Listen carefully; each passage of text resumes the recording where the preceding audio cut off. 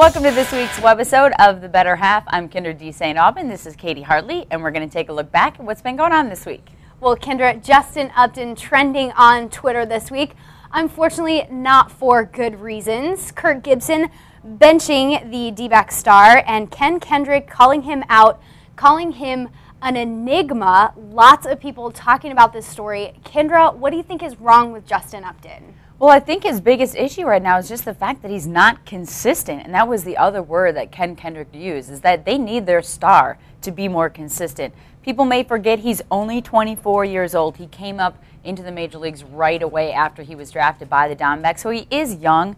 You know, I mean, I don't think it's an excuse for his little outburst the other night and getting really defensive, but I think it all stems from just his frustration with his own play, the fact that he's just not where he needs to be, and he can't carry this team. I don't think he has the ability to carry this team. Do you? I think that he has the potential to have the ability to carry this team. I just don't think he's ready right now. And I think the problem is that the Diamondbacks as an organization are not playing well right now. And I think what's happening is people are looking to the stars of this team and saying, okay, this is when we need you to step up. And at this moment, Upton is just not capable of that. However, I think he has handled this situation with a lot of class. Being called out like that and being held under these kinds of pressures can be a lot for a guy that's just 24 years old.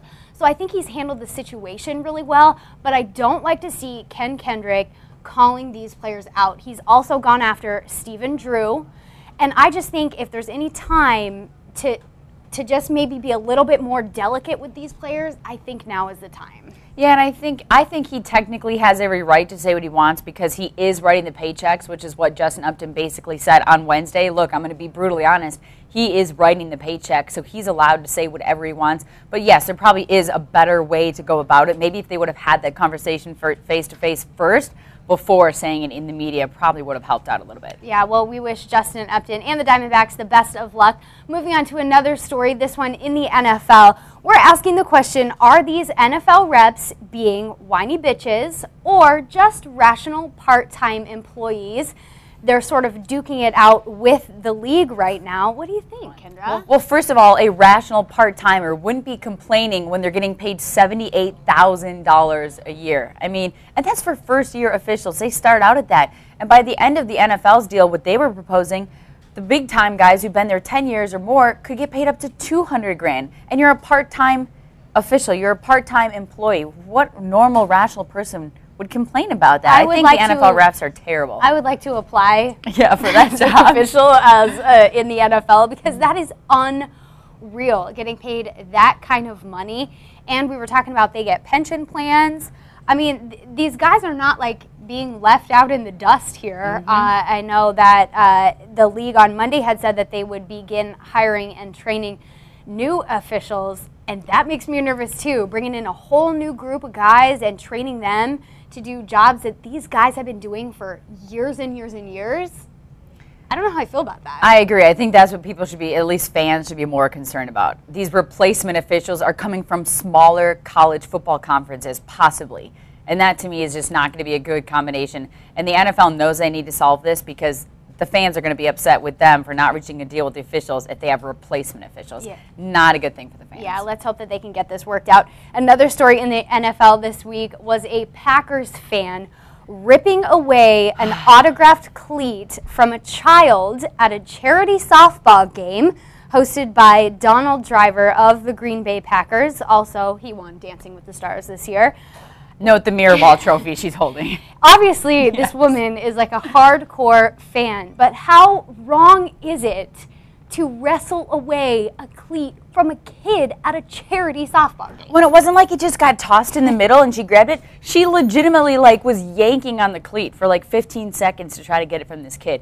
It's ridiculous, and I think this runs across all sports. The foul balls, the bat that goes in the stands, whatever it might be, things that get chucked from the NBA guys as they're going in the tunnel.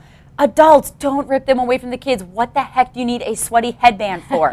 What are you going to do with that? And what is she going to do with the cleat besides maybe sell it? Give it to the kid. Well, the part that I loved about this story was that Donald Driver actually went on Twitter and asked to find this kid so that he could have the cleat that he deserved, as Donald Driver said on Twitter. So I love to see that In the end, the kid did get the cleat, but shame on that woman for being an adult and doing something like that. Not Terrible. okay. And Driver's a good guy. Yeah, he I is was happy a good to guy. see that. Yep. He is a good guy. Well, another tweet that got a lot of attention in the last 24 hours is Danny Green of the San Antonio Spurs saying or tweeting, if only Danny Green would have hit a shot, might have been a different series. He's supposed to be a shooter and doesn't show up on the big stage. Shake my head. So Danny Green tweeting, Danny Green, thumbs up, thumbs down, Kendra. Thumbs down. What a loser. I mean, talking third person out loud is bad enough, let alone tweeting yourself. Terrible.